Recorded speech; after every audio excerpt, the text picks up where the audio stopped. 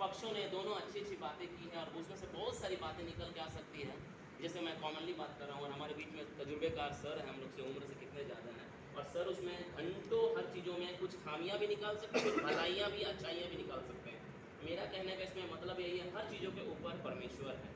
और हमें बिना इन सब पॉइंट में बिना ध्यान दिए हुए सबसे पहले परमेश्वर से हमें प्रार्थना करना चाहिए, प्रभु जिसके साथ मैं अपना जीवन बिताने वाला हूँ, जिसके साथ मैं रह करके परमेश्वर तेरी अगुवाई में चलने वाला हूँ, और सेवकाई में यदि हम हैं तो सेवकाई में हमें यदि मदद मिलने वाला है, तो प्रभु तू ऐसी परिस्थितियाँ खड़ा कर कि सब लोग, जैसे यहाँ पर यह परमेश्वर की ओर से, तो ये मुझे तो पहला मिलना है, दूसरा पारिवारिक की सहमति, यदि वो लड़की यदि मुझे सही लग रही है, मुझे प्रभु ने दिखाया है, तो वो मेरे माता पिता को, मेरे परिवार वालों को भी पसंद आनी है,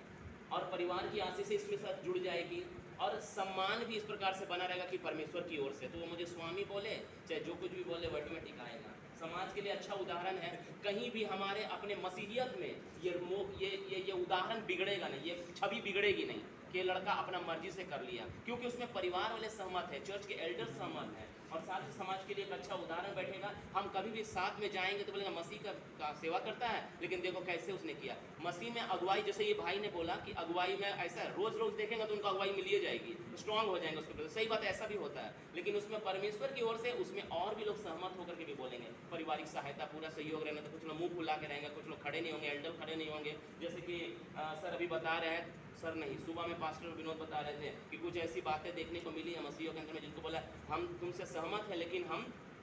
तुम्हें एल्डर नहीं बना सकते, चर्च में कोई अगुवा करके खड़ा नहीं कर सकते, क्योंकि वो दूसरे के लिए गलत रोल मॉडल है। वो बोलेंगे, ये खुद अपने जीवन में ऐसे, एक सर पास्टर जी बता रहे हैं विनोद बात है कि 2 पत्नियां हैं, तो ऐसे मतलब यदि हम लीडर देखें तो बोलेंगे कि ये खुद ऐसा है, वो दूसरों को क्या शिक्षा देगा। और इसी तरीके से अपनी पसंद की जो जीवन साथी की बात है, हमें अपना पसंद क्यों पहले फोकस करना है, परमेश्वर का पसंद, परमेश्वर की मर्जी,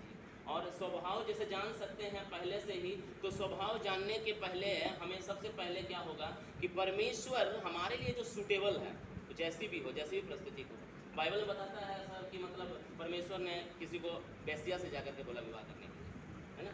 तो परमेश्वर तय करेगा, है ना? तो भविष्य की तैयारियां हैं, एवरीथिंग इज गॉड्स हैंड, सब कुछ परमेश्वर के हाथ है, हम क्या प्लानिंग करेंगे। जब परमेश्वर के साथ हम लोग बैठेंगे तो परमेश्वर खुद अपना रास्ता बताता रहेगा। माता पिता को खोजना नहीं पड़ेगा, अरे क्यों, ये जरूरी नहीं है, माता पिता की तो सौभाग्य की बात है कि बच्चों के लिए खोजें, लेकिन वो अगुवाई में होना चाहिए, अपनी जिम्मेदारियों को क्या है, जवाबदारी में। ये तो कोई बात नहीं हुई कि मैंने चुना है तो मैं किसी को दोष नहीं दूंगा, दोष तो ऑटोमेटिक आएगा ही हमारे ऊपर में, क्यों, क्योंकि हमने अपना मर्जी ज़्यादा ध्यान दिया है, परमेश्वर की और किसी अगुवाई की नहीं बोलिए, परमेश्वर की अगुवाई के द्वारा। तो ये बात सही है कि ये पास्टरों के साथ भी हुआ है, बहुत लोग के साथ हुआ है। हमारे इन द बिगिनिंग में मेरे एक पास्टर थे, तो उनको सिंगापुर की लड़की मिल गई, हाँ मैं 30 सेकंड से हाँ खत्म कर रहा हूँ। तो और दबाव नहीं है इसमें, इसके लिए क्या चीज़ के लिए बोला था दबाव नहीं है, मतलब थोड़ा बताइएगा, दबाव लास्ट वाला, मतलब वो लड़की थोड़ा और फ्री है, मतलब बाकी तो there is pressure on the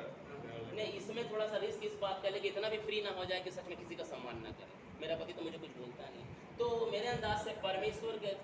चरणों के निकट बैठ करके परमेश्वर से सारी चीज़ का अगुवाई मानना सबसे बेहतर है, क्योंकि हमारे लिए वही सब अल्टीमेटली वो हमारा है। Thank you.